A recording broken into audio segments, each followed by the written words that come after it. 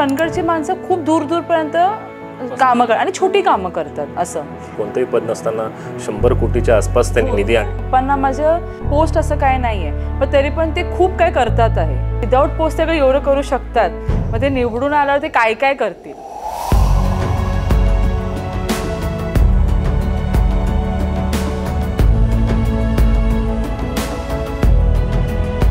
जेव्हा तुम्ही असं चंदगडबद्दल त्यांच्याशी बोलाल ना, एक वेगळी एनर्जी आहे.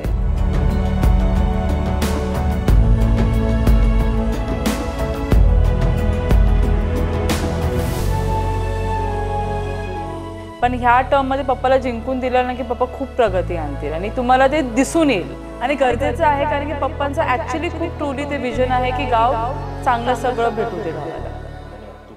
आता आमच्या सोबत आहेत शिवाजीराव पाटील यांच्या कन्या. आपण त्यांच्याशी बोलतोय. तरुण भारत न्यूजमध्ये आपलं स्वागत आहे. निवडणुकीचा धुरळा सुरू झालेला आहे, प्रचार तितक्या जोरात सुरू आहे. वडिलांची ही दुसरी टर्म आहे, कशा पद्धतीने इकडे बघताय? कसं आहे, माझ्या पप्पाचं त्यांचं कसं विजन आहे की त्याच्या 2 मुली आहेत. आम्ही कसं शिक्षण आमचं झालं, चांगलं झालं, आम्ही वेल सेटल्ड आहे. तर आम्ही खूप वेळा असं ट्रॅव्हल जेव्हा करत होतो, पप्पांना बघितलं आहे, अरे तू कुठला गावाचा, अरे मी चंदगडचा, एवढा लांब. आम्ही कधी साऊथला कधी असं फिरायला असं गेलो तर तिकडे मिळाले, तू कुठला गावाचा. तर तसे खूप बरेच वेळा झालं की आम्ही इकडे तिकडे असं गेलो की चंदगडची माणसं खूप दूर दूरपर्यंत कामं करतात आणि छोटी कामं करतात. असं तर कारण काय की त्यांना प्रॉपर एज्युकेशन नाही, शिक्षण नाही. शिक्षण असलं तरी म्हणजे काय काय जे आहे ज्यांना खरंच शिकायची इच्छा आहे तरी ते कुठे बेळगावला जातात, कुठे दूर कोल्हापूर सिटीमध्ये जातात, त्यांना जे करतात. पण त्यांना इथे जॉबच नाही आहे किंवा ते जे शिकले आहेत त्यांच्या म्हणजे त्या टाईपचं त्यांना जॉब इथे भेटतच नाही. मग असं खूप असं बरेच वेळा झालं. आम्ही पण तेव्हा शाळेत होतो, बघत आलो. मग पप्पांना असं वाटलं की अरे माझ्या गावाचे लोक, माझे एवढे जवळचे नातेवाईक हे सगळे हे इथे का नाही करत, सगळं दूर दूर करून अशी छोटे छोटे कामं का करतात.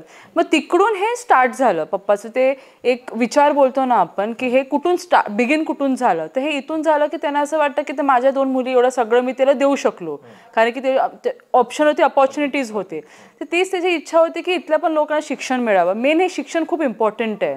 मग ते विजन करून स्टार्ट पप्पांनी हे गावामध्ये लोकांसाठी विकासासाठी हे. तुम्हाला असं वाटतं का, कारण तुम्ही आता वडिलांच्या सोबत फिरत असताना विकासापासून खूप वंचित आहे चंदगड असं वाटतं?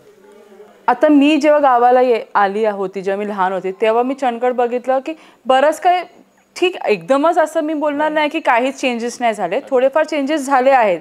पण तरी पण आता माझ्या बहिणीची मुली पण आहेत, म्हणजे नातेवाईक छोटे छोटे मुली, ते बघते काय एवढं काय असं चेंजेस जास्त काय असे जे व्हायला पाहिजे ते झालं नाही आहे. आता माझं कसं असतं की पप्पांना माझं पद नाही आहे त्यांच्याकडे, आता काय असं पोस्ट असं काय नाही आहे, पण तरी पण ते खूप काय करतात आहे छोटं मोठं. ते ज्यांना ते जमतं आहे ना तेच आता वडिलांशी बोलताना सांगितलं की कोणतेही पद नसताना 100 कोटीच्या आसपास त्यांनी निधी आणला. याकडे तुम्ही कसं बघता, एक मुलगी म्हणून तुम्ही कसं बघता? म्हणजे खूपच मोठी गोष्ट आहे. काय पद नसताना असं एवढे ती अमाऊंट आणणं आणि विकासासाठी ते आणणं, ती खूप मोठी गोष्ट आहे.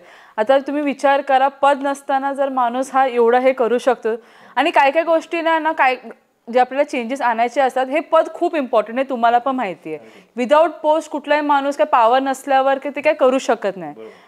म्हणून असं वाटतं की मी लोकांना सांगेल ते विचार करा की विदाऊट पोस्ट ते एवढं करू शकतात, मग ते निवडून आल्यावर ते काय काय करतील.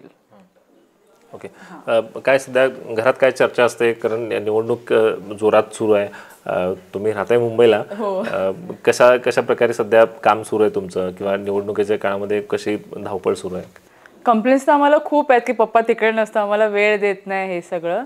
पण त्याची बघते ना, मेहनत बघते, आणि ते पप्पामध्ये ते एक वेगळी एनर्जी आहे. जेव्हा तुम्ही असं चंदगडबद्दल त्यांच्याशी बोलाल ना, तुम्हाला दिसेल की एक वेगळीच एनर्जी, आणि तो वेगळंच ते कळून येतं की त्याला खरंच काहीतरी करायची इच्छा आहे. मग ते एनर्जी बघून आणि पप्पाचं असं इमोशनल बघून आहे ना, असं वाटतं की पप्पाला आम्ही सपोर्ट चालेल, नाही वेळ दिला आम्हाला तरी चालेल, पण गावासाठी चांगलं असं करू द्या. तुम्ही युवा आहात, तुमच्यासोबतच्या ज्या मुली आहेत किंवा चंदगड तालुक्यात फिरत असताना त्यांना काय सांगाल? तुमचे वडील ह्या निवडणुकीत बसले आहेत, एक विजन घेऊन बसलेत, त्यामुळे तुम्ही काय सांगाल? मी एवढंच बोलेल की तुम्ही इथले स्थानिक आहे, तुम्हाला माहितीच असेल, तुम्हाला माझ्यापेक्षा असं तुम्हाला माहिती असेल की तुम्हाला किती चेंजेस आहे की नाही, बदल असं झालं आहे की नाही. माझं एवढंच आहे की आता पप्पा लास्ट टर्ममध्ये थोड्या मतासाठी हारले, तरी पण ते थांबले नाही, ते हारले म्हणजे मी चल सोडू दे, मला नाही काय करायचंय, मी कशाला करू हे, असं त्यांचं कधीच ओपिनियन नव्हतं. म्हणजे ते जेवढं त्यांना होऊ शकते ते करतात सगळ्यांसाठी.